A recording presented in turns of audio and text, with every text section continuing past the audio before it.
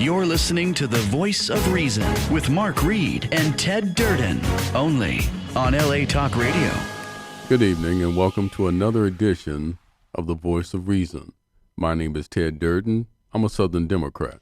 And my name is Mark Reed, a West Coast Republican. And together we are The Voice of Reason. For those of you tuning in for the very first time, The Voice of Reason is a politically motivated podcast where civil discourse is the order of the day. Where Mark and I believe there are more things that unite us than there are things that divide us. And as I do every week, after saying that, I tossed my ball over to my co-host, Mark. And before we get right into the heavy subjects, I'm going to send an infiltrator into your house. I'm giving him his first Republican elephant to spy on him in his house. Be careful now. It's a Trojan horse. I have to exchange that every 3 months because the batteries wear out. Oh, I see. Put a little elephant cam. Was that right? A little elephant camera eyes right there. Going to be spying on you in a Democrat's house, right? Hey, look, I'm going to tell you guys a story about this. Mark invited me over to the San Fernando Valley Republican Club because I am a conservative Democrat. And it was an interesting experience. It really and truly was. I was surprised because I was actually very warmly received.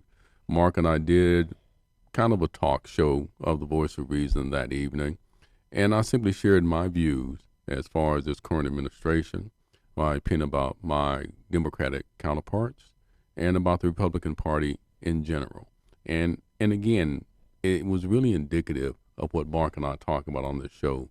We had a civil discourse about it, and they really began to realize that there are more things that unite us than there are that divide us, because at the end of the day, we all just want the same thing.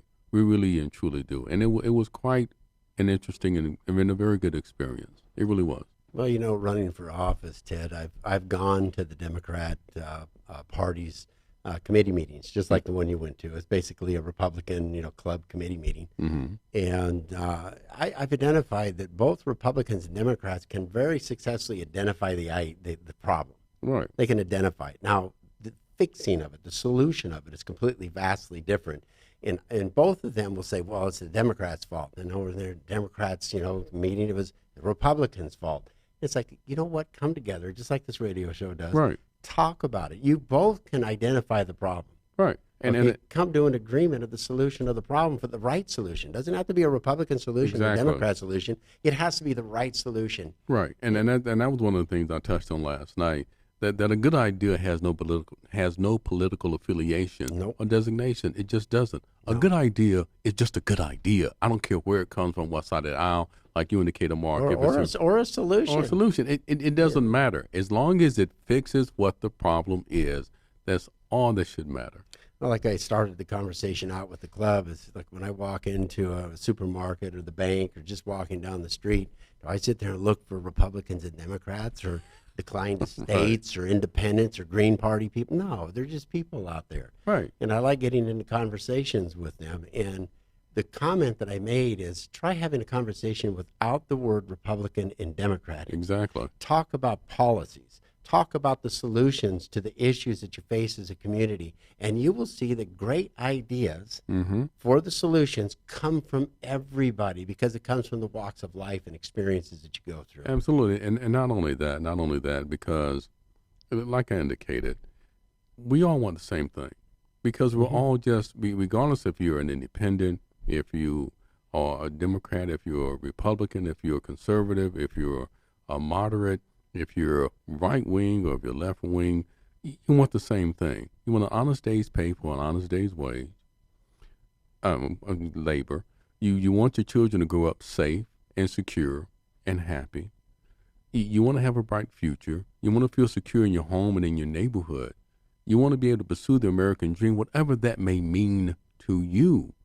And we all want the same thing. We all want to be happy. We all want to be secure. And we want to be healthy. But more than anything, we want, as a Republican, I want the government out of my yard. Oh, yeah, out of my yard, out of my pocketbook. And out of the pocketbook as well. And just to do what they're supposed to be doing. And they have limited rules, and because there's a place for government. Yeah, there is. But there's a limited role for government. It is. And they've gotten crazy about it anymore. Yeah. So we're going to get into a couple of the news stories that I wanted to talk about here, Ted, and one of them recently, and I've got to, it sounds tripe all the time, say my prayers and my heart go out to the families that were murdered in Mexico. Yeah. But at the same time, you know, I look at it and I say, look, last year, 34,000 people were murdered in Mexico. And 40,000 missing. And 40,000 missing, exactly. So you look at it, and I've gotten into very heated discussions on Facebook in my district about Mexico. And they say, oh, it's really safe. I was like, wait a minute. You want gun control. Only 32,000 people are killed with guns. 2/3 of those are suicides, and only roughly 11,000 are attributed to, you know, murder. Right. Right.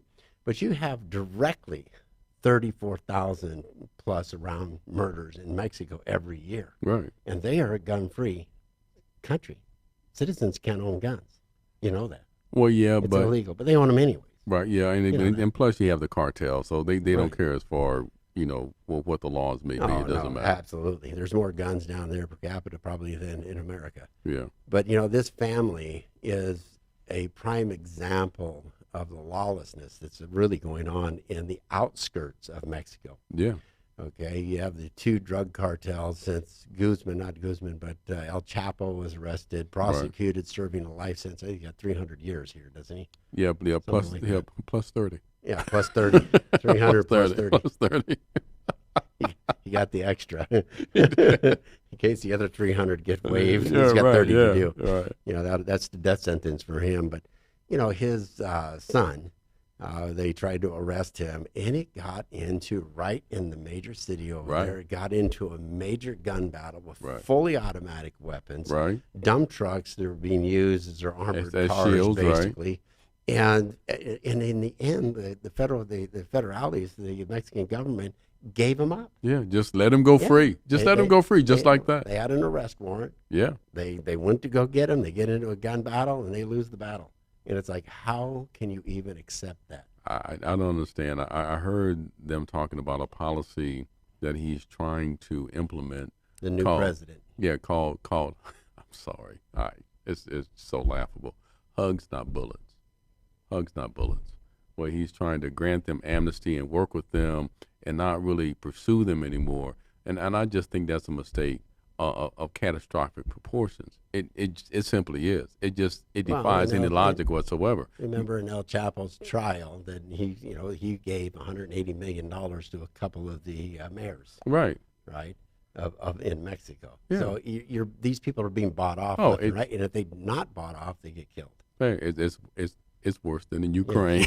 It's worse than Ukraine. It's worse than America. It's right behind us. It's right below us. It's our horrible. neighbor. It is. You know, and you look at it and you say, okay, is the wall and everybody gets all hypertense about the wall being built. And it's like, look, you have to look at an agency and its resources. They're not infinite resources. No. So if you don't have some kind of a barrier or a fence, then you have to have a human fence or using technology, but still human fencing. It all costs money, so it's taking the budget away from the Border Patrol, the CBP. True. It's taking the money away, and it's already been proven that 90% of the drugs, I think it's 90% plus of the drugs, come right through the ports of entry. Right, They're yeah, just driven in. they don't come through the wall. No. You're absolutely right. Not and the open dirt. and I was reading a story. I can't remember which newspaper that it was. I don't think I heard it on television. That they've already started cutting holes in the walls that have been put there. I mean, something has That to be heavy done. metal? The heavy metal Oh, tubings. yeah. Really? Yeah. yeah. I mean, they'll find a way, a blowtorch? tunnel, a blowtorch, or who knows, a handheld laser. Who knows, man? Hey, come on. At the junkyards where a lot of the Hispanics work, because Right. they take apart cars. Oh, They yeah. can disassemble a car. Oh, yeah, in a matter of minutes. Yeah, I mean, a friend of mine had a totaled, Range Rover, and he wanted to get rid of it for scrap. Scrapyard said, okay, we'll take the truck, because it burned up. Right. He said, we'll take the truck so long as you cut off the two sections where the ID number is. We'll take it for scrap. I said, okay, so he hired his Hispanic guy to go up there. Literally, they brought a blowtorch and not hacksaws, the sawzalls. Right, yeah. They had that thing disassembled in about 45 minutes, packed up in the truck, and they were driving away. I mean, Right. Well, it was there's that, like they unbelievable. say, well, there's a will, there's a way. Yeah, so if, putting the fence up, they can get through it, they're going to get through it. Right. But it slows them down. It does. It slows them down. And I feel bad for this family, even though their family had been there for over 100 years. It was a land grant by the Spaniards. Right. They were dual citizenship. And the only reason why everybody's making a big fluff about it is because the secondary citizenship they had was America. Right. And so they were considered Americans, but they're half American, half Hispanic, or Correct. Mexican, or whatever you want to call them. They're citizens of Mexico. They had dual citizenship. Well, yeah. So you look at it and you think this is god awful, but I really think it's symptomatic of the real problem that's going on in Mexico. You mean as far as the cartels are The concerned? cartels, the lawlessness, the complete disrespect for life. Oh, I absolutely. mean, of the 34,000 murders that take place down there, you're talking about burning people up alive in oil vats. Right. You're talking about dismemberment, cutting them apart when they're alive. I mean, skinning them alive. I mean, it's brutal. You think ISIS was bad. It's like these guys are horrid. Yeah, and the crazy thing is, like you were saying, Mormons, American Mormons have been their missionaries since 1880. This particular city, Lamora, was actually founded in 1950 by fundamentalist Mormons that broke away from the Church of Jesus Christ of Latter-day Saints. So they were separate and decided to create and make their life there. Since its inception, they've had an uneasy truce with the cartel that lives there. But you have these warring cartels. You have the Sonora cartel and the Chihuahua cartel. And in spite of what the president said, the Mexican president said, this was not a mistake. They were targeted. No, they were targeted. They were targeted. Every how would you say, piece of information I'm getting from contacts down there, they were targeted. Right. There's no questions, ifs, ands, or buts about it. But politically, they're trying to say, no, it was just a random thing, mistaken identity. No. Because realistically, America is looking at it. This administration is looking at it, going, what the heck is going on down there? Right. This is really dangerous. This is right over the border. Yes, it is. Yes, and it's going to come into here. But it already is coming in here. This is what MS-13 is all about. Right, yeah, and it so is. forth. But, my heartfelt prayers go out to the families regardless. Right, to the children, To especially. the children, Right. especially, because there was 6 children and 3 mothers. Right. But I wanted to go onto the next subject for a minute because it's consuming the airways, and it will for quite a while. And Yeah. this is this whole impeachment trial. I'm tired of it already. I've been tired of it for 4 months, 5 my months, 6 God. months already. But, there's going to have the live hearings next week. Correct, yeah. 3 days of testimony. Yes. Do you think this is more of a kabuki theater than it is real, law being Well, practiced in the courtrooms over there? Well, I look at it like this. Here's my feeling about it. I believe that I believe the Congress has a responsibility to investigate if they believe a crime has been committed. They do. They have a duty to do that. And of course, it comes down to, has a crime been committed? And I've said this, and I'll maintain it. I don't like the smell of it. I don't like the smell of it. But do I believe that he has done something wrong? They haven't been able to tie anything to Trump. They haven't been, because everybody that has spoken that they have deposed or provided testimony behind closed doors, which now would be publicly aired. Right.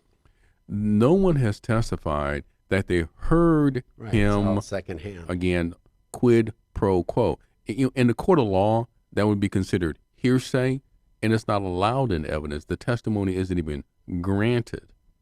So nobody has been able to tie. Did he say, will you do me a favor? I don't believe somebody asks you for a favor. That's pressure. I don't consider it pressure. Even Sondland, when he testified in his opinion, he believed that is what Trump wanted, that aid was being held up unless the Ukraine resumed their investigation. But when he was pressed, did you hear Trump say that? His answer was, no, I did not. So they haven't been able to tie anything to him.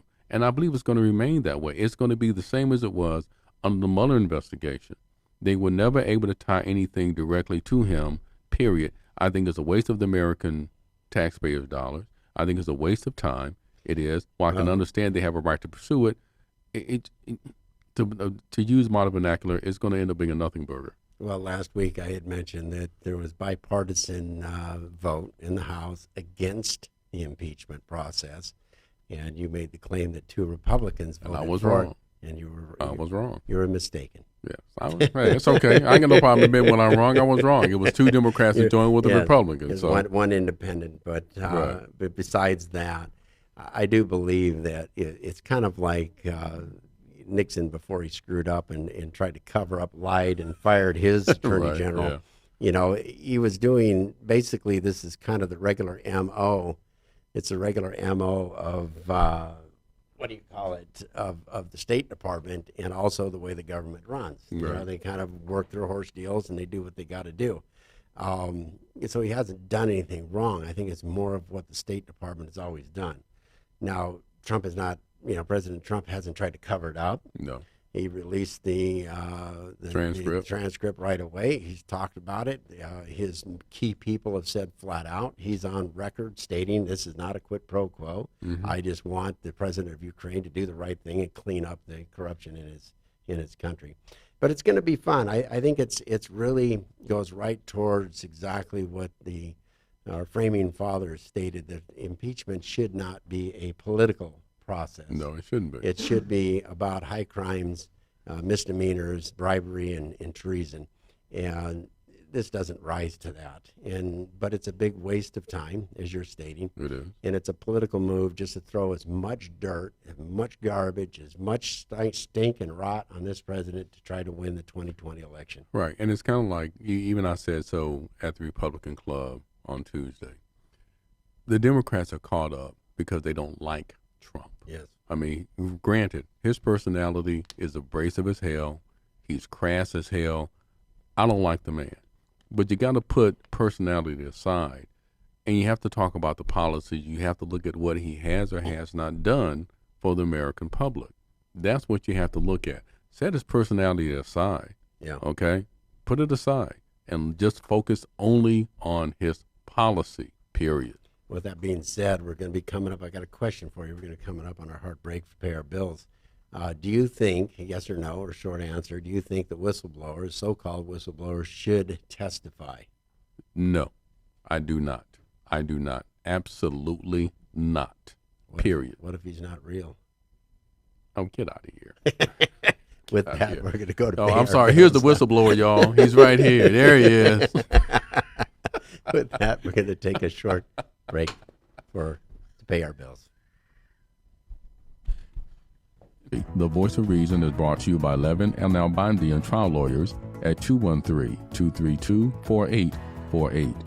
If you have any workers' compensation, employment, and labor law or personal injury legal needs, call Levin and Nalbandian Trial Lawyers at 213-232-4848.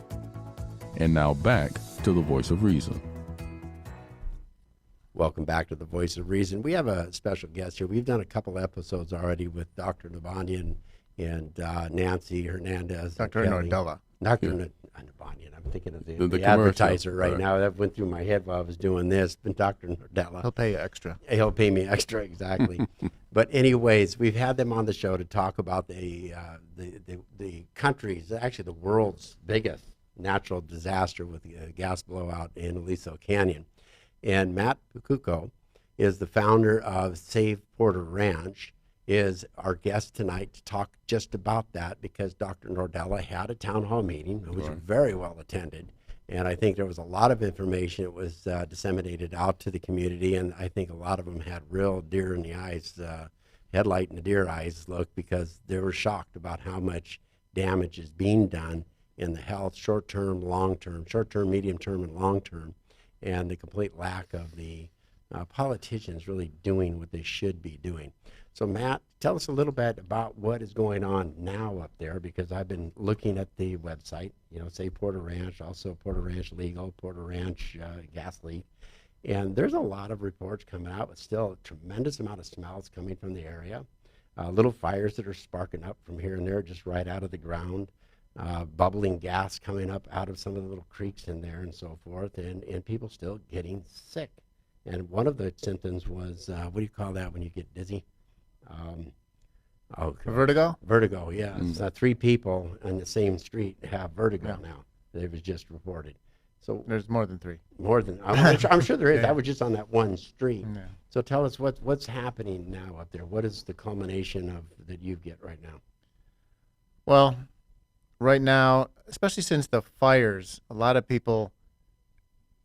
Here's what our concern with the fires was: that place has been contaminated by SoCal gas for the 4 months of the blowout, and probably many decades before that, and many weeks after. That's whatever came out of that facility, which we still do not have the full list. That's being withheld from us. Whatever came out of there contaminated the whole area, and then the fires came through, and they just went right through the SoCal gas facility.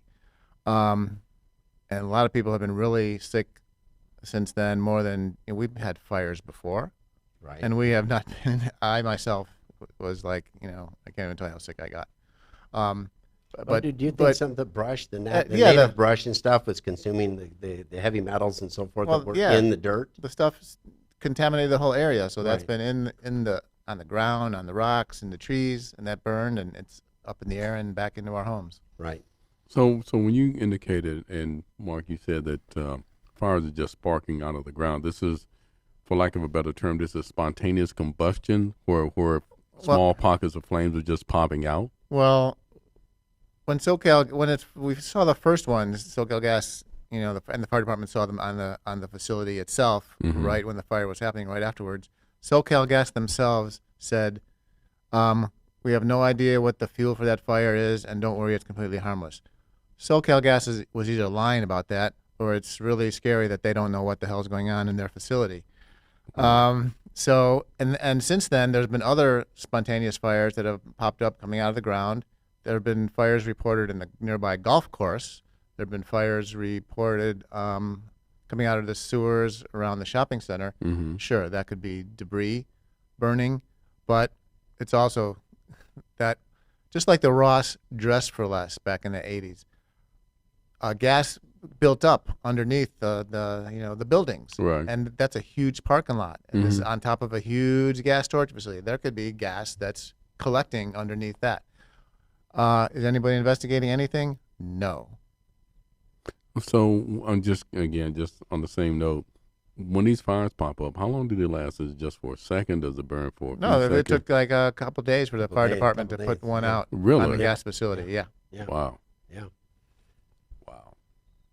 Did anybody do any air quality testing during the fires or after the fires? And is there anything that's going to be set up when the Santa Ana winds come back and start kicking up all the ash and everything else? I don't know if anyone did. They usually have like some stuff that AQMD does whenever there's situations like that. And they have a station near, I think it's in Reseda. But here's the funny thing, that those fires happened, and every fire happens, and then within 24 hours, the health department puts out an alert to the entire city that says, watch out for bad air quality because of the fires. Now, that gas blowout went on for 4 months. Not once did the health department, to this very day, issue any kind of warning about air quality or air contamination to the people that live there, to this very day. Do you think and agree with? I have the same agreement. You know my position, and I've expressed my position from the very beginning. I did the other day again. I've done it on each show that we've talked about the Porter Ranch gas blowout. Is I think the congressmen of the area should have paired up with the other Congress, and again, just Republican, Democrat congressmen that were overseeing that particular area when the gas blowout took place. They should have convened a congressional inquiry on criminal negligence of the operations of that facility. Yeah.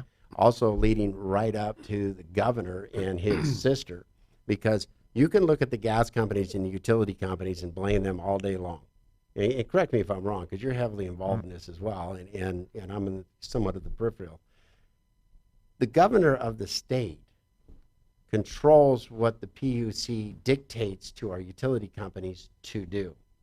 It's just like PG&E right now. They used to have, I believe it's 87 bulldozers all the time cutting the fire breaks in the mountains. They stopped doing that. They'll use the bulldozers now when a fire breaks out, but then they rely heavily on the aircraft and the helicopters and so forth, but they're not cutting fire lines anymore. With Sempura Gas and all of the mandates that they have pushed on them, okay, do you think that it's affected them at all? Because it's not greed. Their profit margin is set by the governor. Well, it's set by the CPUC. Right. Which were appointed, the previous ones were all appointed by Jerry Brown. And they were all in bed with each other. Right. They get a lot of money on their campaign re-elections. Yeah, so the main thing that we're pretty clear on is that, especially given the nature of this health crisis that keeps on giving, Right. Governor Newsom has the authority to shut that facility down. Yes, he does. And that's what he needs to do. This is like, how many warnings does he need? We had, the root cause analysis of the blowout came out, and that crucified SoCal Gas going back for 40 years of how poorly they maintained that facility. Right. We just had the fire roll through there, through a gas facility, fire everywhere.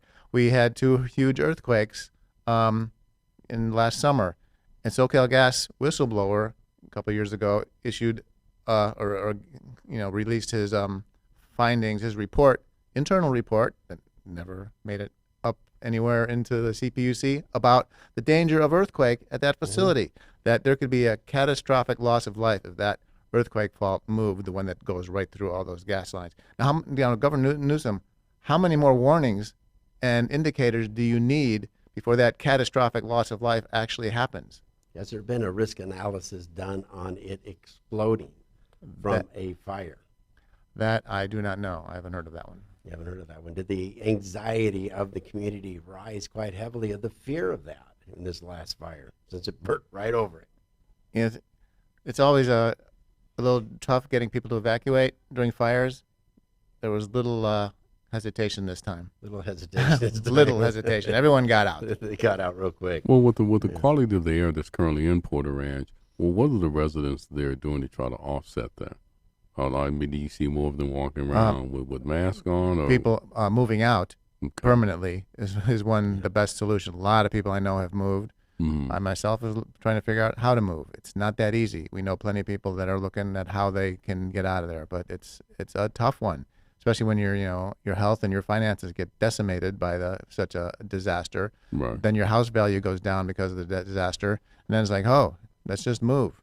No, it's not that easy. And a lot of people, I'm in our house, we do a lot of detox. We completely overhauled our diet. We ate really healthy, and we were pretty darn healthy before this thing. We just cranked it up as much as we could. Eat, just different ways to detox and exercise and different supplements you can take, and just eating the right foods. So that's what we do. I'm sure other people are doing similar things. But like Nardella said at his event the other day, and what the doctors told us in the beginning when one of us in our house was in the emergency room, they said, what you have to do to stop you having these symptoms is get out of there. That's the first most important thing to do. A lot of people have left there on a vacation, have gone or been out of there for a month, and they said their headaches, their vertigo, their nosebleeds, and everything else subsided. It went away. That's happened to us. And then they came back, and within 2 days, it's right back there. Well, you bring up an interesting point, and I'm curious if anybody has taken this approach. Because of the fact, like you said, how can you move if you can't sell your home? Because everybody's aware of the toxic chemicals that still retain or remain in that area. Has anybody thought about filing a class action suit against the state of California because your homes have depreciated in value due to this type of event that was foreseeably preventable? I know in the very beginning, lawsuits were filed against the state and the regulatory agencies. Those got thrown out pretty quick by judges, and by Kamala Harris was actually impeding everything against SoCal Gas while she was Attorney General during the gas blowout. But my question is, I'm not familiar with the lawsuits, but I'm curious. Was the basis for the lawsuits, I would imagine, probably along the lines of personal injury as far as, symptoms were concerned, disabilities? I would imagine the lawsuit would have been based on those. But I'm making the distinction between, like you said, and that's a very good point. You can't move. This was a foreseeable, preventable catastrophe that the state did nothing about, that has caused the value of your homes to depreciate, preventing you from selling your home in a manner that you could move. And to me, it's almost like, I'll give an interesting aside. There was a friend of mine that filed a lawsuit against the state of California because he was hit in his car by an illegal immigrant. He sued the state and he won. Wow. Based on that, because it is the state's responsibility to make sure the illegal immigrants don't come into this country. They failed in that. and he ended up suing them and winning in that very narrow sense. And it's almost seemed like the same thing could be done here. Well, I hope our attorneys are paying attention right now. Well, that's why I was stating that from the very beginning, a congressional inquiry should have been the basis behind every lawsuit was the criminal negligence of the operations of the facility. Everything would have dominoed from there. Right. But even regulations, because at that point, then once you show the criminal negligence, this is a new phenomena of the oil and gas companies using old oil fields, right, as gas storage fields. And there's no real regulations behind it. I mean, that's why they got away with removing the below surface safety shutoff valve, emergency shutoff valve, and not replacing it. That's funny. They say repeatedly, this is great. SoCalGas repeatedly says that we followed all the regulations. We weren't found in violation of anything. Right. We did everything. Well, yeah, there were no, but they say they did everything right. And it's like, well, you had this major catastrophe doing everything right? Really? I can't imagine what's going to go wrong, because we found, since the root cause analysis, how much stuff is going wrong. If it's legally acceptable to not have brakes on your car and you crash into somebody, you can say, well, I was legally on the road. We're going to get a little further into the legal aspects of it, what has taken place so far with it as well. And we'll all share our ideas and thoughts on this, but we have to take our break to pay our bills once again. Go ahead, Jack. The Voice of Reason is brought to you by Levin and Nalbandian Trial Lawyers at 213-232-4848. If you have any workers' compensation, employment, and labor law or personal injury legal needs, call Levin and Nalbandian Trial Lawyers at 213-232-4848. And now back to the Voice of Reason.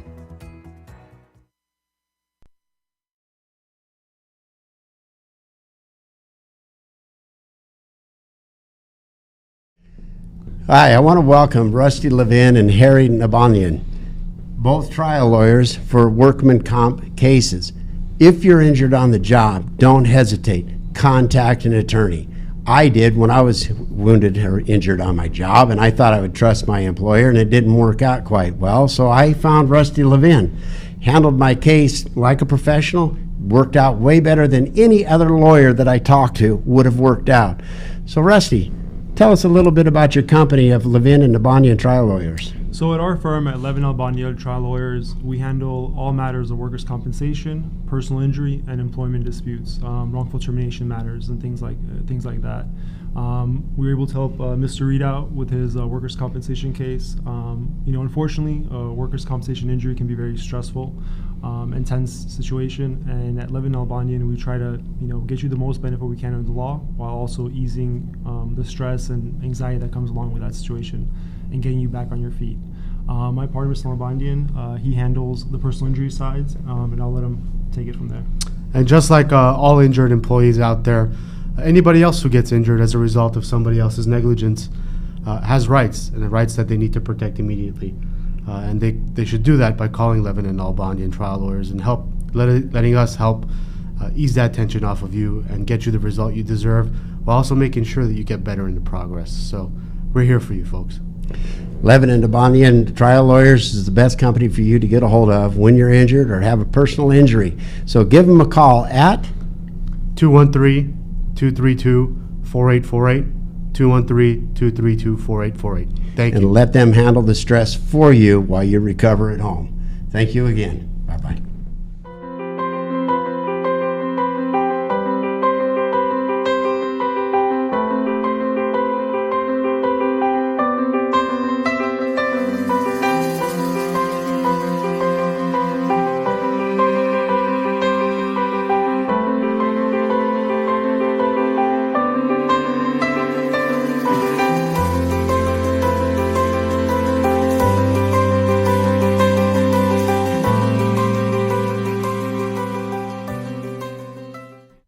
Welcome back to the Voice of Reason with Ted Durden, myself, Mark Reed, and our special guest, Matt Pakucko from Safe Border Ranch, talking about the Aliso Canyon Gas Blowout, number one environmental disaster, man-made disaster here in the United States of America. Yeah, we like to make the distinction, make it clear to LA that this Not a For gas people, leak. well, it was a gas blowout. Yeah. Plus, people that don't know where Aliso Canyon is, this is the San Fernando Valley. Right. Exactly. And Porter Ranch, you don't know where that is? It's the San Fernando Valley, Yeah, guys. the north. Well, it's basically not even northeast, northwest. It's north center Yeah. of the Exactly. San Fernando Valley, up in the hills above Porter Ranch. And the winds, though, affected the entire San Fernando Valley and Yeah. going into Absolutely. Simi Valley and a little Yeah. bits of Santa Clarita Valley. The winds are predominantly from the north to south, blowing Right. that facility gas all over the valley. Because I know Right. I was up in Granada Hills and I got sick up there just visiting a friend. And I'm a plumber, so I recognize gas smell real fast. Oh, And I was like, how do you live in this? oh, and I'll tell you, we had a big protest rally on the October 23rd, and then we had the big where some groups came in and blockaded the facility on the Right. 24th. Those people that were sitting there for like 9 hours on the blockading that facility started getting sick, started getting Yep. nosebleeds. The next day, I talked to many of them. They were just out. It wasn't just, hey, we're tired. It was like something's wrong, and they literally. One of the top symptoms is nosebleed, and they had them sitting on that line blocking that facility. Well, I house sat for three different houses, elderly people, while the gas company went in and did that joke of a cleanup, Yeah. right? And I was there probably 6 hours at each one, and I was nauseated, headache, sick to my stomach. It was bad. It's not, and I don't know how people continue living there. I don't either. I don't either. I couldn't do it. Here's the funny thing about it, because some people don't feel symptoms, and they go, "Well, there's nothing wrong up here. I live here, and I don't have any problem." It affects different people differently. Different ways. People have different constitutions. It affects children more, depending on where you live, which way the wind is blowing, and because there's a lot of just valleys that run through that facility and empty down into the residential neighborhoods. Right. It depends on what's leaking when, where you live, which way is the wind blowing, your constitution, how often you're home. The dosage of the carcinogens that Yep. you have accepted based on your size and weight. You know, we just had Dr. Nordella, yourself, and also Food and Water Watch with Alice. I want her to come on as well. Eventually in December, she's going to come on. What was surprising to you to find out at the town hall that happened this last Saturday? There was nothing surprising to me Nothing personally. surprising. No, Well, new, no, no actually, new information. Not from Dr. Nordella, but like you said, and like I heard from other people, we wonder about if people don't care or they're apathetic about what's going on up there. We found out that a lot of people are afraid to find out what's happened to them. Right. And some of those people were at that meeting, and they're just pretty shocked. And there's a lot of people that'll stay away because they, attempting to deny it. But sometimes when you know you're stuck in the situation, I guess they want to block it out and not know how bad it is. Yeah, Well, it's almost like they say ignorance is bliss. Well, I was going to say, I think all of us have that affliction. Do you want to go to the doctor when you're feeling Yeah. bad? I mean, not only you're feeling bad, but you're going to feel even worse when you get the analysis of what's wrong with you, and then you get to feel even worse when you get the bill. Yeah. You know, I mean, so, I can understand why a lot of people have avoided it, but you need to have the knowledge Yeah. of what is taking place so you can log it, because I do believe that down the line, especially if I'm lucky enough to be elected, I know that I'll do what I've said I'm going to do.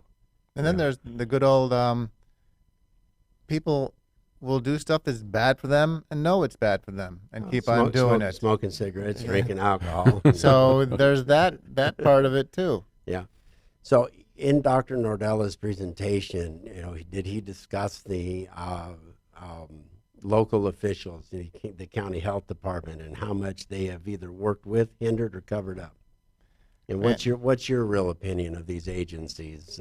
No, he go out on the limb a little for us, Matt. Be truthful. the health department is involved in a cover up, and there's just a Okay. totally corrupt organization. Who's pulling the strings? We don't know. This goes back. I mean, Nordella was involved in that way back. We had conference calls with the health department, meetings with the health department. These went on for months, if not, a couple of years of dealing with the health department.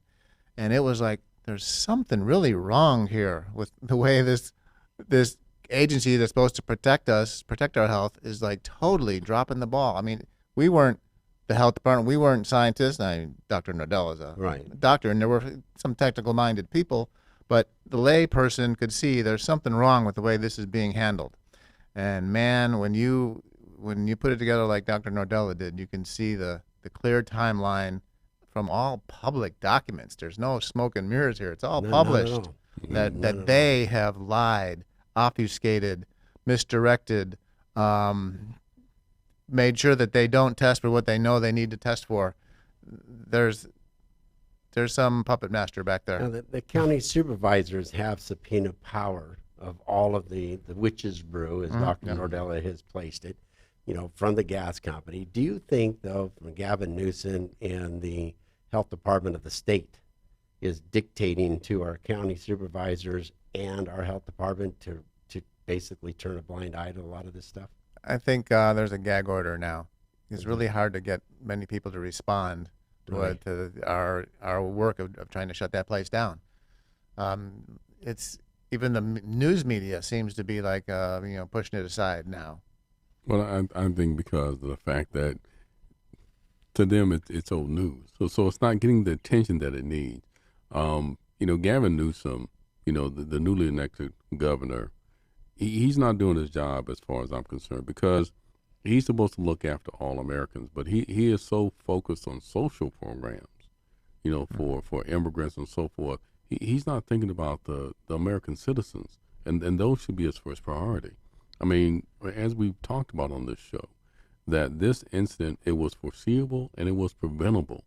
And it was almost inevitable. Yeah, and what's going on right now, as far as I'm concerned, I think Mark would agree and yourself, it's absolutely criminal. I mean, there's a huge cover-up. That the health department knows what the long-term ramifications are.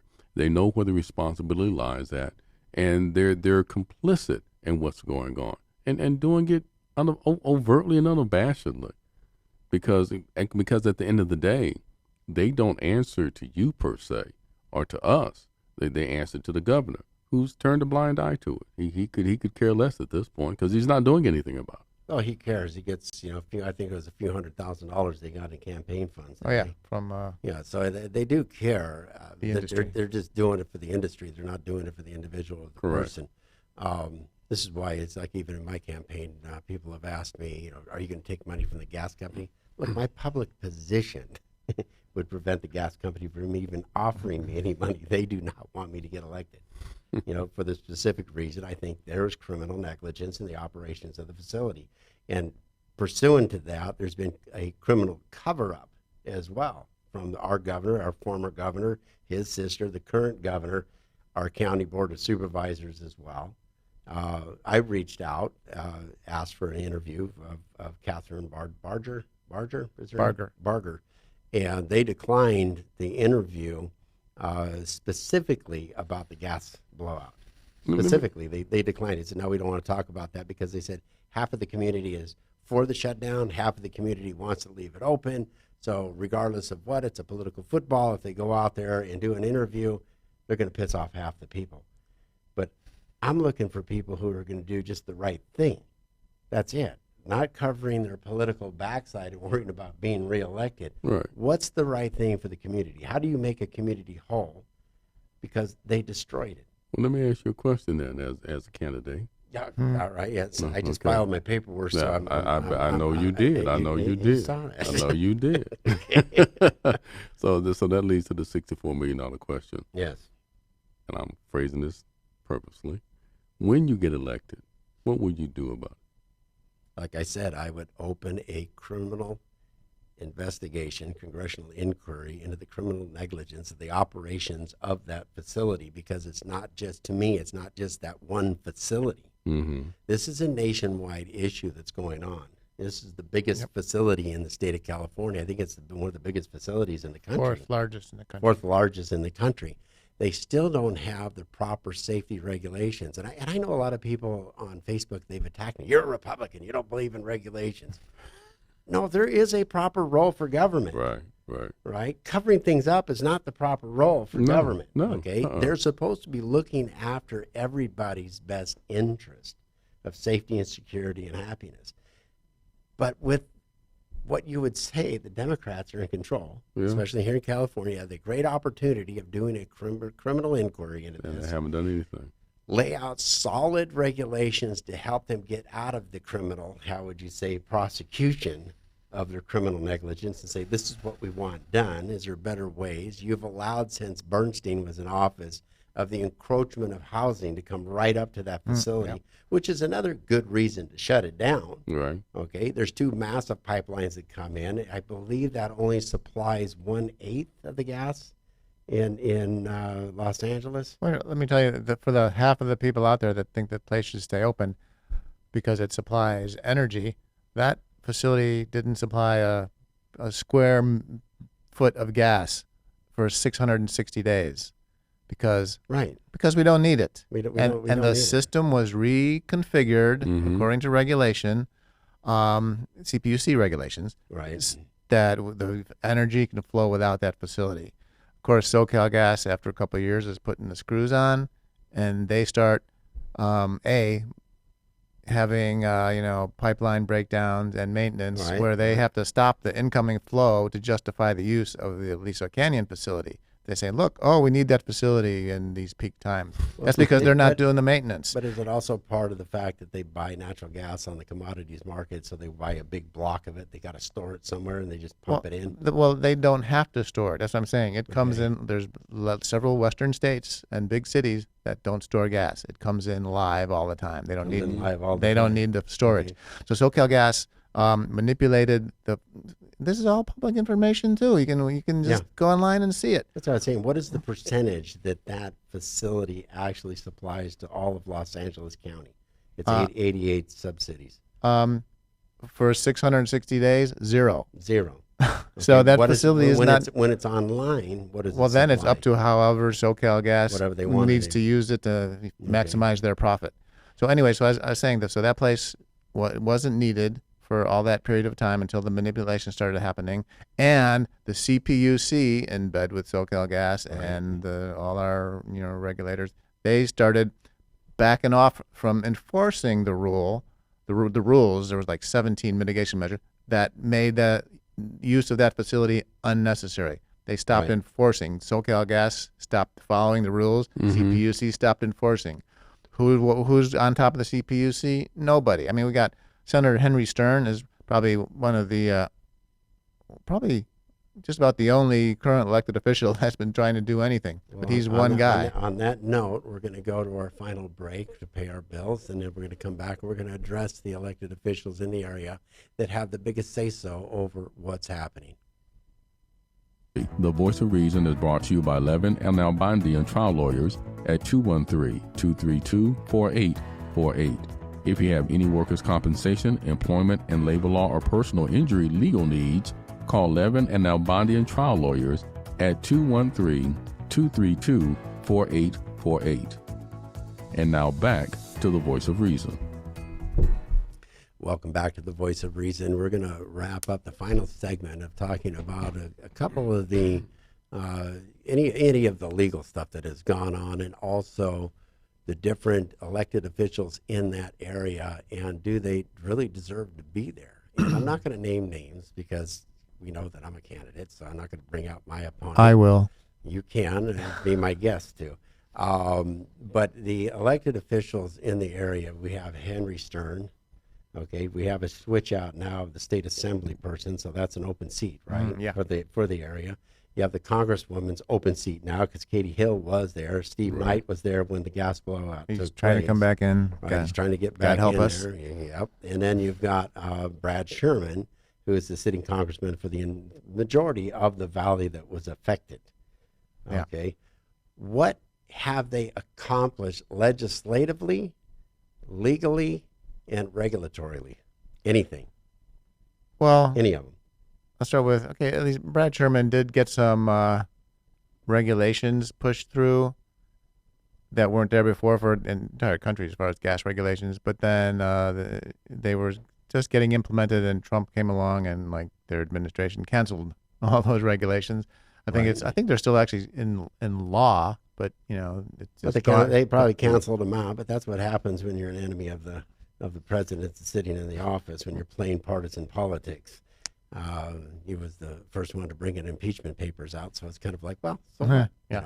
So you look at it and you say your elected officials should be able to work with both sides of the aisle. Agreed. As we're doing on the Right. show, you work with Absolutely. both sides of the aisle, so that way, if you're in the minority or the opposing side is actually in the driver's seat, you can still tap the driver on the shoulder and say, hey, we need this done for our community, and they'll do it. Right. But if you're sitting there throwing eggs on somebody, I don't think it's going to be very helpful, really. yeah. No. It's just like you. I mean, if your neighbor sat there and threw eggs over at your house every day and he said, hey, Matt, can you come over and help me wash my boat? What would you say? I throw the eggs back.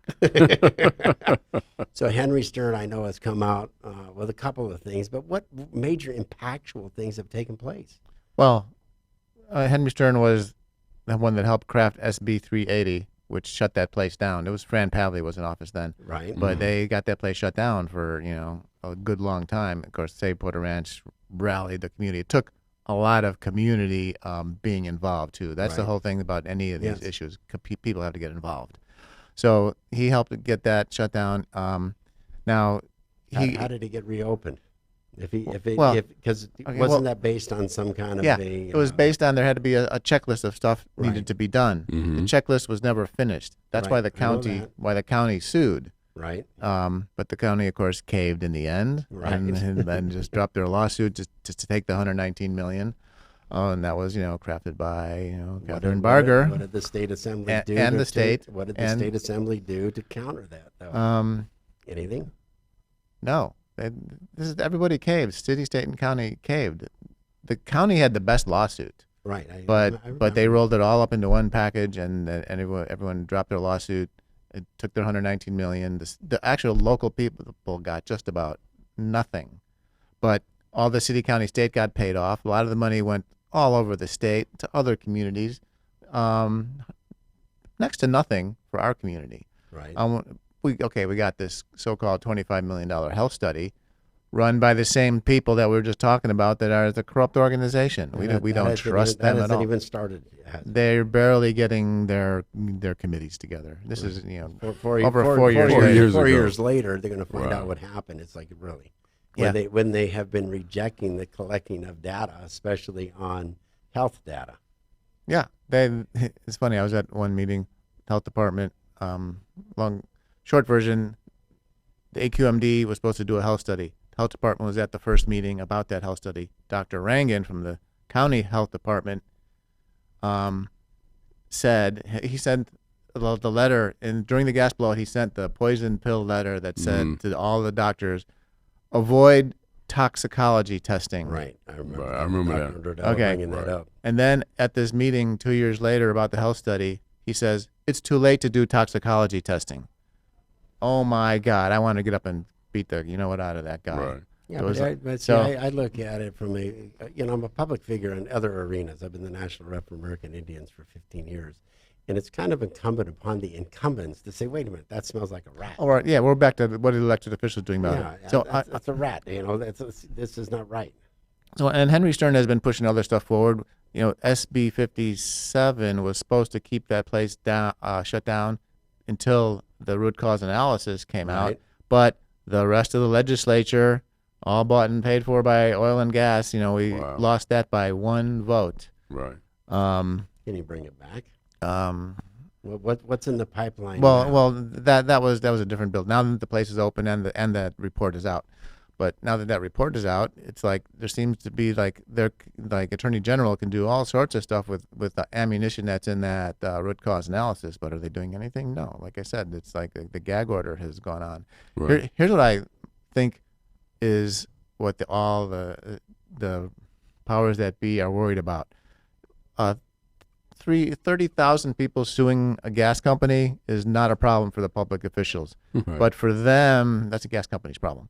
Right. But for them to admit that there's a health hazard, a contamination, that the North Valley has been contaminated by a gas facility, that would be a catastrophic, This would be catastrophic. economic nightmare that they would have to own. Right. And But they're also- doing everything that they can to avoid that. Yeah. Well, they'd have to close the facility down, and who knows how many houses actually would be affected, meaning unoccupiable. Yeah.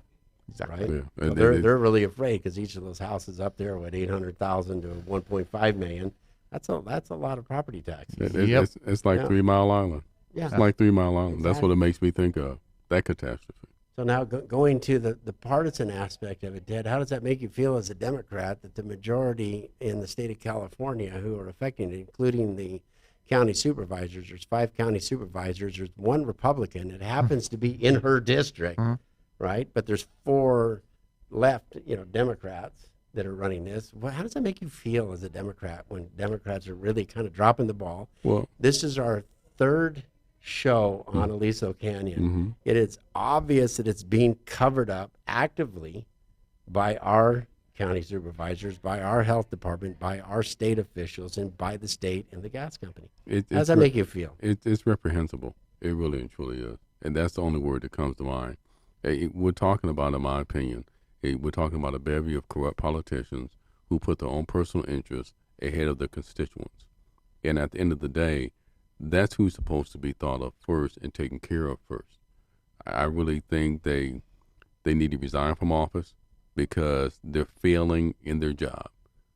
They're failing in their job. And it seems like the only thing that they focus on is getting reelected, and that's it. And damn the constituents. They don't worry about what happened to these people in Porter Ranch. They just don't give a damn. See, because I've been following this, and you know this, Matt. I haven't been active in a lot of the meetings Just one quick second. I've known Mark for a long time. He's a good man. I got your tagline for your candidacy. Uh-oh. Okay? I think you'll that? like this. Mark Reed, friend of, force for the people. How about that? There you go. I like that. There you go. But Matt, I've been around it on the outskirts, but I'm very much aware of everything that's going on. Even though I'm asking you questions, I know the answers to the questions because they don't know what's going on. They don't know what's going on. I do, and to me, it is so gross. But I have to tell you, the partisan politics involved in it, especially when I'm accepted as a Republican, I'm constantly looked at as like an enemy. Yeah, like you're a pariah. I'm a pariah. I want dirty water. I want dirty air. I want dirty land. I want oil companies all over the place, and they have no idea where I stand. They've never taken the time. Just to give you an idea, Nancy, Hernandez, right? When we first met on Facebook, she was telling me off. I mean, I saw that. She's a little unabashed in her opinion, and I loved it. But I understood it because she's coming from a very traumatic experience in the Porter Ranch area, and so I said, where we can't trust anybody. Yeah, you can't trust anyone, and especially a politician. And so we met, and I promised her that I would meet her at one of the health studies town hall meetings. And so we met. She liked me. I asked her to come on the show. She said, "Have Dr. Nordell." I said, "Yes, I would love to," because this has become a voice at this point. And I honestly believe your voice. It's Alice, right, with Food and Water Watch? Alex. I keep saying Alice. I think of Alice in Wonderland. Alex. I know, because I get her text messages all the time. Alex and Dr. Nordella and Nancy and Kelly came in, and I want Alex in December as well to get that element, because there's 4 major elements that they come together, they fall apart, they come back together again because the state, the county, and the city have dragged this out for 4 years. And people are getting tired. So here's one thing people need to know, that we expect SoCal Gas or any company to fight and claw and kick and scream and use every dirty trick and to fight for their existence. That's expected. But our biggest enemy has not been SoCal Gas. It's been our agencies, our elected officials, Right. Yes. From the governor on down, the Why Dogger, doesn't everybody? CPUC, every elected official, they're the enemy, and it's Right. unbelievable that is our enemy and not SoCal Gas. Well, why don't the 4 elements come together and flush out every representative that's in there? Okay, 4 representatives that want to stand up for the district and the community. It's it takes a lot of That's the power. community involvement. That's the way that this will get won. This will easily be won with enough people involved. Well, We'll shut that place down. obviously, you need new leaders within the government structures to flush out Dogger, because they're all manned by oil executives and oil people, so they're not going to. I think Newsom even appointed some oil dude. I mean, so they have major conflicts of interest, meaning they don't like you and they like their business, and they live somewhere else, so they really don't care. Yeah. Okay, so it's up to the community really to come out in this next election and make your voice heard. If you want to come together and really, really make your point These people need to lose their jobs. No different than you lost your houses for a good period of time. You're losing your health. You're losing your security. You're losing your one major investment in life, your house. You're losing the communities. I mean, after the fires, they didn't even clean up the schools very well. I want to say thank you, Matt, for coming in. We'll have you back in here because this isn't going. I don't see. Unfortunately, it going away it keeps on giving. Yeah, it keeps on giving. Our elected officials keep on giving. But Alex will be the next one to come in as well, and we have a major lineup coming up. Everybody, please don't miss our next. I can't give out the storyline of the next episode, but on the 21st, we're going to have Robert F. Kennedy Jr. on, and we're going to talk about some really powerful subjects and the fact that it's the day before his uncle's assassination and 6 months after his father's assassination with the Kennedy family. They've given so much for this country, and it's going to be an honor to have him here this 2 weeks from now on the 21st. Right. But again, thank you for letting us come into your homes, letting us come into your computers, your iPhones, and talking to you during your drive home from in a car. Ted, go ahead and bring it on home. And remember, as I say every week, ignorance prevails when rational minds sit back and do nothing. Be sure to tune in next week. Good night. Good night.